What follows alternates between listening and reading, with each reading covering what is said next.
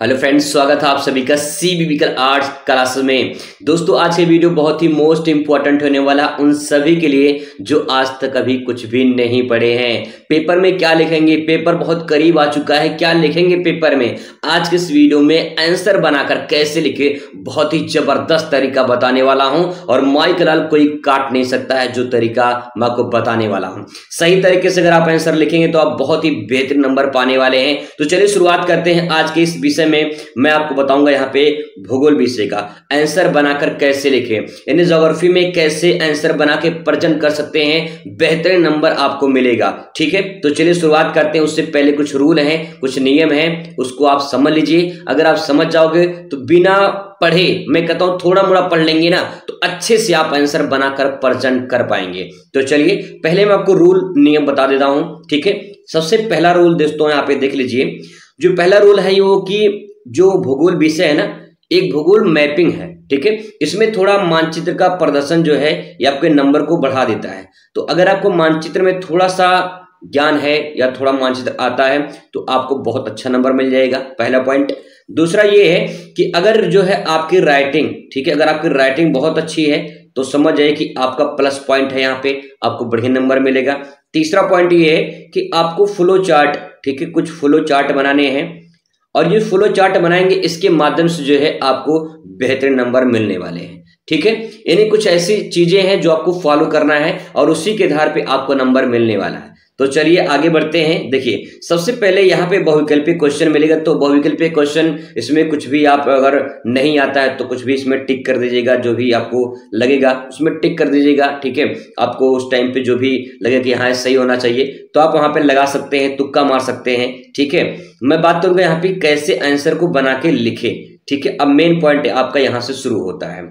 जैसे क्वेश्चन है, अति लघुत्तरीय क्वेश्चन यहाँ पे, रेटजल के शब्दों में मानव भूगोल को परिभाषित कीजिए। मान लीजिए प्रश्न आपके पेपर में आ गया, ठीक है, तो आप क्या लिखेंगे, कुछ समझ में नहीं आ रहा क्या लिखेंगे, कोई बात नहीं, आराम से थोड़ा ध्यान से समझने की कोशिश करिएगा, आपको समझ में आएगा किसमें क्या लिखा जाए। देखिए, सबसे पहले यहाँ पे ना तो आपको रेटजल के बारे में पता है ना तो उनकी परिभाषा पता है, तो आगे पढ़िए। यहाँ पे देखिए, यहाँ पे लिखा है मानव भूगोल। ठीक है, मानव भूगोल को परिभाषित कीजिए, यानी किसी बारे में परिभाषा पूछ रहा है। इतना समझ में आ रहा, परिभाषा है, परिभाषा पूछ रहा है किस चीज का, मानव भूगोल का। ठीक है, अब देखिए, पहले आप प्यारा सा हेडिंग डालेंगे यहाँ पे रेटजल के अनुसार। ठीक है, रेटजल के अनुसार आप यहाँ पे रेटजल के अनुसार ऐसे आप क्वेश्चन से हेडिंग बना लीजिए। पहला काम तो ये करना है, रेटजल के अनुसार। ठीक है, ऐसे आप लिख लीजिए कॉपी में। ठीक है, अच्छे से लिख के अंडरलाइन कर दीजिए और इसके बाद जो है यहाँ पे इन्वर्टर कामा में मन कहे तो कर दीजिए, नहीं तो आप जैसे चाहते हैं वैसे लिख दीजिए। ठीक है, अब क्या लिखेंगे आगे देखिए। अब यहाँ पे लिखा है मानव। मानव तो समझ में आता है ना, हम सब मानव हैं। ठीक है, भूगोल समझ में आता है ना, भूगोल विषय लिए हैं। भूगोल मतलब इसमें पृथ्वी के बारे में वर्णन करते हैं, पृथ्वी पे जो संसाधन है उन सब के बारे में समझते हैं, जानते हैं। इतना समझ में आता है ना। चलिए, अब इतना समझ में आ गया तो एक मानव जो है, जो एक मानव है, ये पृथ्वी पर यानी जो भूगोल है, जो पृथ्वी है, उस पे बहुत सारे संसाधन है। ठीक है, पृथ्वी पर बहुत सारे क्या है, संसाधन है। ठीक है, अब संसाधनों का मानव क्या करता है, उपयोग करता है। करता कि नहीं करता, बिल्कुल करता है। जो पृथ्वी पर संसाधन है, इन संसाधनों को मानव उपयोग करता है और फिर मानव का असर संसाधन पे पड़ता है और संसाधन का असर फिर मानव पे पड़ेगा। अब यही दोनों अंतर संबंध क्या है, मानव भूगोल कहलाता है। हो गया काम। अब आइए इसको लिखते हैं। तो अब यहाँ पे अगर आपको समझ में आ गया है तो इसके बारे में लिखेंगे कि एक तरफ मानव है, ऐसे बना के लिखेंगे, मानव और पृथ्वी या पृथ्वी पर जो संसाधन है, या उसको एक सेंटेंस में लिखना चाहते हैं तो उसको वातावरण लिख सकते हैं। ठीक है, वातावरण लिख सकते हैं या फिर पर्यावरण लिख सकते हैं। मानव और वातावरण के बीच जो अंतर संबंध है उसी को मानव भूगोल कहते हैं। बस इतना काम करना है, कुछ नहीं करना है, बस इतना काम करना है। रेटजल के अनुसार परिभाषा हो गया भैया। 2 नंबर का क्वेश्चन है, ये ध्यान रखिएगा, 2 नंबर क्वेश्चन है, 2 नंबर आपको मिल जाएगा यहाँ पे। ऐसे लिखेंगे तो मैं आपको दोस्तों विश्वास दिलाता हूं कि नंबर कटेगा नहीं और आप अच्छे नंबर से पास होंगे। ये सही तरीका है बनाने का। ऐसे बहुत सारे लोग बताने वाले आपको मिल जाएंगे, लेकिन उसमें जेन्युइन तरीका नहीं रहेगा कि कैसे क्वेश्चन को प्रेजेंट किया जाए। ठीक है, आगे देखिए, अभी आपके और आगे समझ में आ जाएगा कि कैसे क्वेश्चन को प्रेजेंट किया जाता है। देखिए, यहाँ पे लिखा है जनांकीय संक्रमण सिद्धांत का उपयोग क्यों किया जाता है। अब इतना भारी भारी भरकम शब्द लिखा है भैया, देखते ही कहेगा ये भाई क्या पूछ लिया ये, है ना। अगर मान लेते हैं इन केस में अगर क्वेश्चन पूछ ले पेपर में तो क्या लिखेंगे इसके बारे में, कुछ नहीं करना है। सबसे पहले मेन काम करना है क्या, आपको लिखना है अपने कॉपी में प्रश्नोत्तर नंबर लिखना है, जो भी प्रश्नोत्तर नंबर रहेगा या उत्तर संख्या, ठीक है। प्रश्नोत्तर नंबर मान लीजिए यहाँ पे 10 है तो मैं 10 लिख दे रहा हूँ, लगे हाथ अंडरलाइन कर दीजिएगा, ठीक है। और इसके बाद यहाँ पे हेडिंग डालिएगा बढ़िया से, हेडिंग क्या रहेगी, जननांकीय संक्रमण सिद्धांत, इतना आपको हेडिंग बना लेनी है, ठीक है। इतना काम पहले करना है, क्वेश्चन लिखना है, क्वेश्चन, और उसके बाद जो है उसका क्वेश्चन मतलब क्वेश्चन आंसर लिखना है, और फिर उसके बाद हेडिंग बनाना है। इतना काम करने के बाद फिर आगे क्या करना है ये आपको समझना है। अब देखिए, जननांकीय संक्रमण सिद्धांत आपने कभी ना देखा है, ना कभी पढ़ा, ना कभी सुना है, तो क्या लिखेंगे। अब देखिए इसमें लिखा है, देखिए जननांकीय में जन लिखा है, जन मतलब समझते हैं ना, जन मतलब लोग, तो यहाँ पे भैया लोग हो गया, लोग एक चीज हमें मिल गया। यहाँ पे कोई आपको कीवर्ड उठानी है और उसी कीवर्ड से पूरा का पूरा सेंटेंस बयां कर देनी है, ठीक है। देखिए जन मतलब क्या हो गया, जन मतलब होता भैया लोग, ठीक है। अब लोग हो गया, यहाँ पे लिखा है, आगे लिखा है अंककीय, मतलब कि यानी लोग क्या है, अंक के मतलब आंकड़ा, ठीक है। तो लोगों क्या है, आंकड़े हैं, लोगों के आंकड़े हो जाएगा। अब लोगों के आंकड़ों के बारे में यहाँ पे बात कही जा रही है, ऐसा कुछ संबंधित हमें मिल रहा है। और संक्रमण यहाँ पे लिखा है, तो संक्रमण उसे कहते हैं भाई संक्रमित है, इसके पास मत जाया करो, संक्रमित है मतलब बीमार है। तो देखिए इसमें एक चीज आप ऐड कर देंगे, संक्रमित है, संक्रमण है, तो संक्रमण कब होता है, जब इंसान जन्म होता है ना, जन्म होता है और मृत्यु दर, तो यहाँ पे जन्म और मृत्यु इसके बीच का जो भाग होता है वही संक्रमण कहलाता है। जन्म और मृत्यु के बीच का भाग होता है वही संक्रमण कहलाता है। कैसे, जब इंसान जन्म लेता है फिर इसके बाद बीमार होगा, फिर इसके बाद बीमार होगा तो मृत्यु के करीब पहुंचता है, भाई बीमार तो मृत्यु करीब पहुंचता है, तो जन्म और मृत्यु के बीच का जो भाग है ना वही संक्रमण क्षेत्र है। और संक्रमण मतलब क्या, इंसान बीमार है, ना तो स्वस्थ है ना तो मर रहा है, और उसका मतलब ये है कि यहाँ पे जो बीच का भाग वही संक्रमण हो गया। तो क्या लिखेंगे इसमें, लिखेंगे इसमें कि जननांकीय संक्रमण सिद्धांत ये क्यों उपयोग किया जाता है, क्योंकि जो जन्म दर है ना, जो जन्म दर और मृत्यु दर इनके बीच के भाग को दर्शाता है, इसलिए इसका उपयोग किया जाता है। बस काम खत्म, काम खत्म भैया, 2 नंबर मिल जाएगा, काम खत्म। इतना काम करना है, ऐसे लिख देंगे तो पूरा का पूरा बढ़िया नंबर आपको मिल जाएगा। एग्जामिनर को लगेगा भाई आपने लिखा तरीके से, सही तरीके से लिखा है, ऐसा नहीं कि हाँ लिखा बना के लिखा गया, सही तरीके से लिखा गया है, ठीक है। आगे देखिए और भी क्वेश्चन देखिए, आगे देखिए लिखा है यहाँ पे, मानव विकास के 4 प्रमुख घटकों के नाम लिखिए। 2 नंबर का सवाल है, 4 घटक लिखना है, नहीं पता है कोई बात नहीं भाई, कोई बात नहीं, घबराना नहीं। सबसे पहले वही काम करना है, प्रश्नोत्तर नंबर यहाँ पे लिखना है, ठीक है। जो भी प्रश्नोत्तर नंबर रहेगा यहाँ पे लिखना है, मान लो 11 है तो 11 लिख देनी है, ठीक है। और इसके बाद लगे हाथ यहाँ पे मानव विकास, ठीक है, आपको हेडिंग लिख लेना है अच्छे से, ठीक है। मानव विकास, जो भी आपकी जैसी राइटिंग रहेगी अपने राइटिंग में लिखिएगा, मैं तो इस प्रकार से लिख रहा हूं तो यहाँ पे अंडरलाइन कर दीजिएगा ताकि अच्छा लगे देखने में, ठीक है।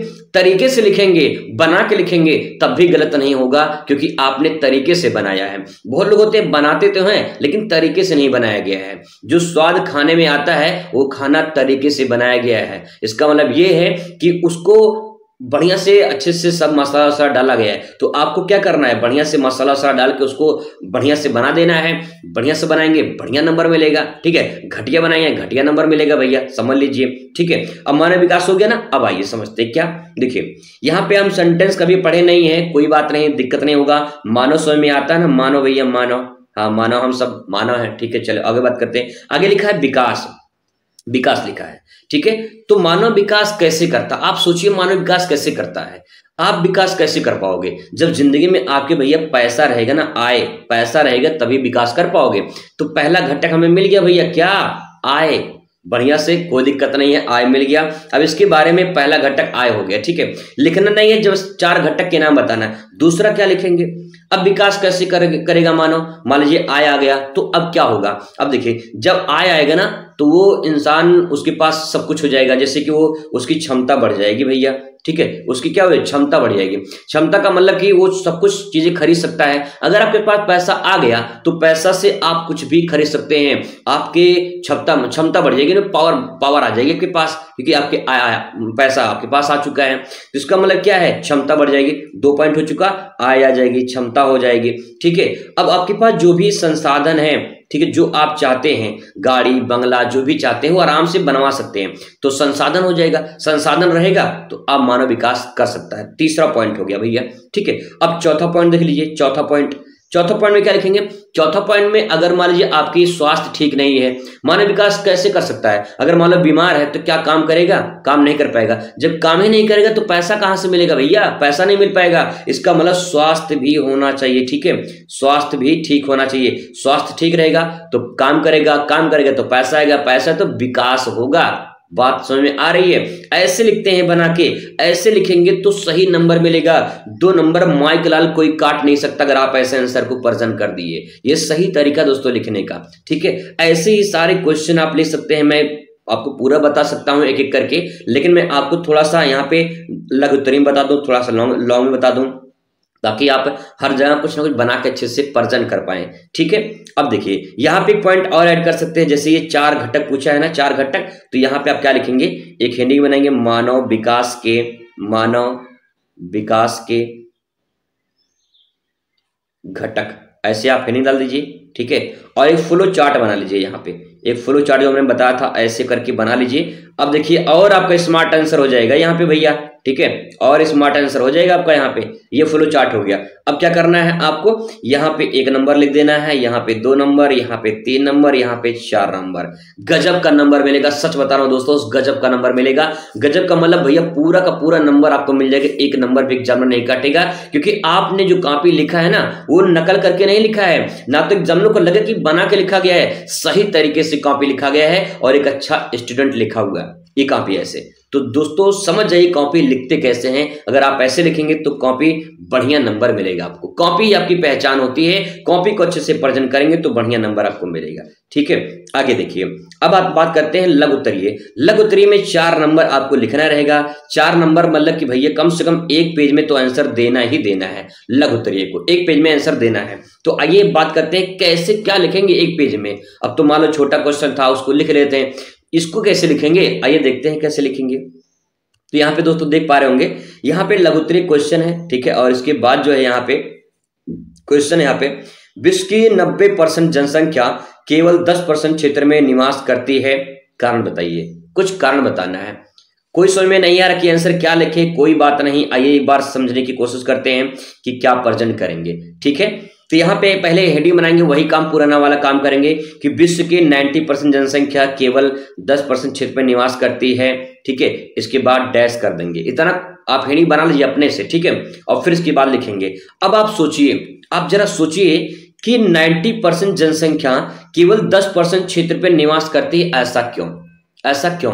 अब देखिए, लोग मुंबई जाते हैं कमाने, दिल्ली जाते हैं, बड़े बड़े शहरों में कमाने क्यों जाते हैं? पहले सवाल यहां से करिए, कमाने क्यों जाते हैं? क्योंकि वहां भाई रोजगार मिलता है, सिंपल सी बात ये है, तभी तो जाते हैं। और पैसा ज्यादा मिलता है वहां पे, यानी आय ज्यादा मिलता है, ठीक है, रोजगार मिलता है, पैसा ज्यादा मिलता है, वहां पे भरपूर मात्रा में संसाधन होते हैं, ठीक है, सारी सुविधाएं वहां पे मिलती हैं, जैसे कि आपको वहाँ पे चिकित्सा की सुविधा मिल जाएगी, स्कूल विद्यालय पास में रहते हैं, परिवहन की सुविधा मिल जाएगी। तो ये सब क्या है? ये सब इसके कारण है जो जनसंख्या 10% निवास करती है, इसी 10% निवास करती है, 90% जनसंख्या 10% पर निवास करती है, ठीक है। तो इसमें लिखेंगे क्या? लिखेंगे कि उन क्षेत्रों में, आप हेडिंग बना के भी लिख सकते हैं, उन क्षेत्रों में क्या मिलता है? रोजगार मिलता है, पहला पॉइंट, ठीक है, रोजगार मिलता है। दूसरा पॉइंट, वहां पे अच्छा इनकम मिल जाता है, ठीक है। तीसरा पॉइंट, अच्छे संसाधन होते हैं। अच्छे संसाधन का मतलब वहां पे परिवहन की सुविधा होती है, ठीक है, परिवहन की सुविधा होती है। और फिर वहां पे लिख देंगे कि जो है वहां पे जो खनिज संसाधन होते हैं उसके भंडार होते हैं। तो इस प्रकार से लिख देंगे और फिर थोड़ा थोड़ा इसके बारे में लिखेंगे, थोड़ा थोड़ा। एक तो हेडिंग बन जाएगा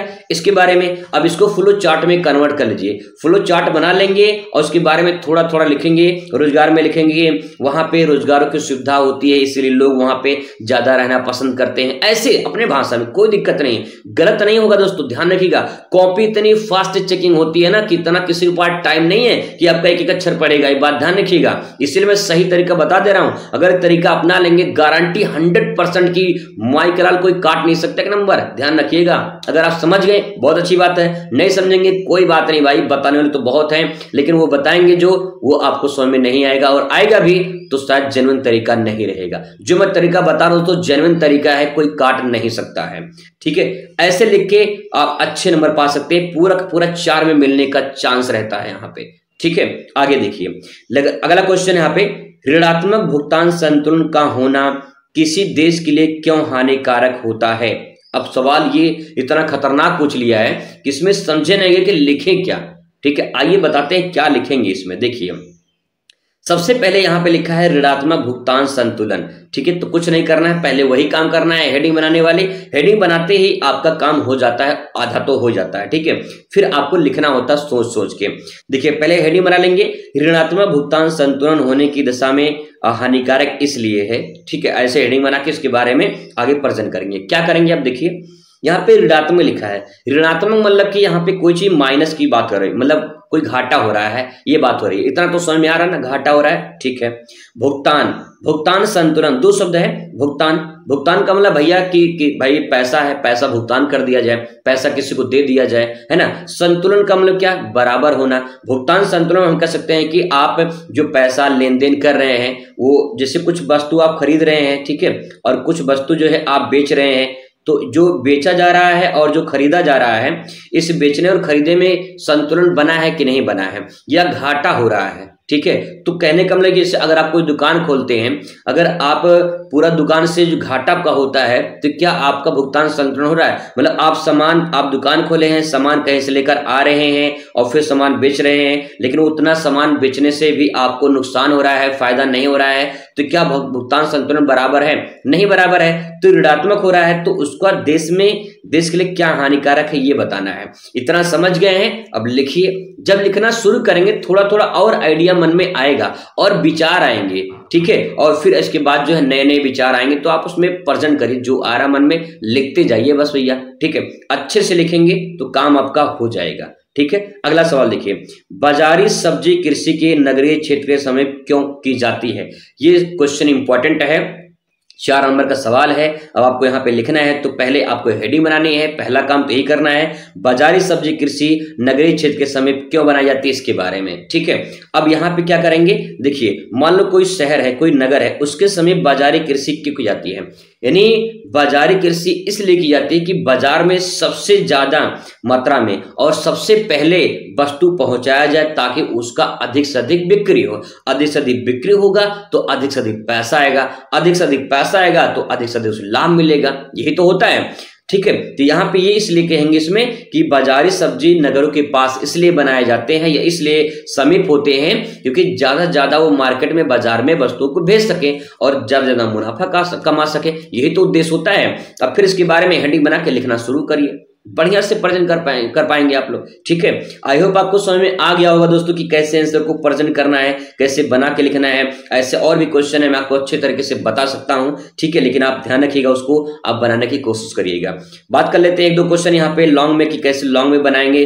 6 नंबर का क्वेश्चन रहेगा। ठीक है, कैसे प्रेजेंट करेंगे इसके बारे में। तो देखिए पहला क्वेश्चन यहाँ पे जैसे लिखा है, व्यापार के पतन किस प्रकार सहायक होते हैं, पत्तन का वर्गीकरण उनकी अवस्थिति के आधार पर कीजिए। अगर आप पत्तन कभी नाम सुने होंगे तो पत्तन कमला होता है बंदरगाह। ठीक है, बंदरगाह, और बंदरगाह कमला होता है, जैसे भारत है ना, भारत है। अब यहाँ पे फ्लो चार्ट का प्रयोग करेंगे, मैंने बताया था ना मानचित्र का प्रयोग करना कैसे। आप थोड़ा सा यहाँ पे फ्लो चार्टिंग मैपिंग का प्रयोग कर लेंगे तो आपका यहाँ पे प्लस पॉइंट हो जाएगा, बहुत ही बेहतरीन नंबर मिल जाएगा। डायग्राम, मैपिंग, कोटेशन, इनका प्रयोग अपने कॉपी में जरूर करना है। अगर इस प्रकार से करेंगे तो बेहतरीन नंबर मिलेगा, ये बात ध्यान रखिएगा। अब यहाँ पे फ्लो चार्ट बना लेंगे, तो अगर आप जो 2-3 बंदरगाह बना देंगे यहाँ पे से, यह मुंबई हो जाएगा। ठीक है, यहाँ चेन्नई है, यहाँ विशाखापट्टनम है। ठीक है, यहाँ पे कोलकाता है। ऐसे 2-3 बंदरगाह बना देंगे तो काम हो जाएगा भैया। इसके बाद जो है यहाँ पे काम करने के बाद फिर यहाँ पे लिखा व्यापार में पत्तन किस प्रकार सहायक होते हैं। ज्यादातर जो व्यापार होता है भारत का वो समुद्री मार्ग से होता है, यहाँ से समुद्री मार्गों से होता है। तो व्यापार में पत्तन बहुत सहायक होते हैं, क्योंकि यहाँ से वस्तुओं का आयात निर्यात होता है, और वस्तुओं का आयात निर्यात विदेशों में होता है, तो वहां पैसा ज्यादा मिलता है। ठीक है। तो इस प्रकार से जो है आप इसमें बना के लिखेंगे और पत्तनों का वर्गीकरण उनकी औसती के आधार पे कीजिए। जैसे बहुत सारे पत्तन होते हैं जो मानव बनाता है, ठीक है, बहुत सारे पत्तन जो मानव बनाता है, कुछ ऐसे नेचुरल होते हैं जो प्रकृति के द्वारा बनते हैं, ठीक है। तो उसके बारे में बता देना कौन प्राकृतिक है कौन मानव निर्मित है, और नहीं पता है उसमें अपना बना दीजिए, नाम मत लिखिए कि हाँ मानव के द्वारा बना पत्तन या बंदरगाह मानव निर्मित कहलाता है जो पश्चिमी या पूर्वी तट पर स्थित है, ऐसा नाम दे देंगे, ठीक है। अगर नाम नहीं पता है कोई बात नहीं, ऐसा वहां दे दीजिए कि पूर्वी तट पर पश्चिमी तट पर स्थित है, ठीक है। ऐसे ही प्राकृतिक के बारे में लिख दीजिए, थोड़ा थोड़ा बना के लिखेंगे, हेडिंग बना के लिख देंगे तो आपका काम हो जाएगा। 6 नंबर का प्रश्न है, अगर 6 में 6 नहीं मिलेगा तो 4 नंबर तो मिल ही जाएगा भैया, 4 नंबर मिल जाएगा। और ना लिखने से अच्छा है कि कुछ लिख कर आओ, कुछ ना मिलने से अच्छा है कुछ मिल जाएगा, ये बात ध्यान रखिएगा। तो ये सही तरीका दोस्तों है। इसके बाद मानचित्र का आएगा, मानचित्र में आपको अगली वीडियो में बता दूंगा कैसे मानचित्र सही तरीके से, और ना ही नहीं आता तो फिर कैसे आप भर सकते हैं। लेकिन यहाँ पे जो मैंने बताया एक जेन्युइन तरीका दोस्तों बताया है, अगर आप इसे फॉलो करते हैं तो आपको फायदा जरूर मिलेगा। आंसर बनाकर कैसे लिखा जाए और बेहतर नंबर से कैसे पास हो जाए, ठीक है। चलिए मुलाकात करेंगे अगली वीडियो में, तब तक खुश रहिए, मस्त रहिए और जिंदगी में स्वस्थ रहिए। धन्यवाद।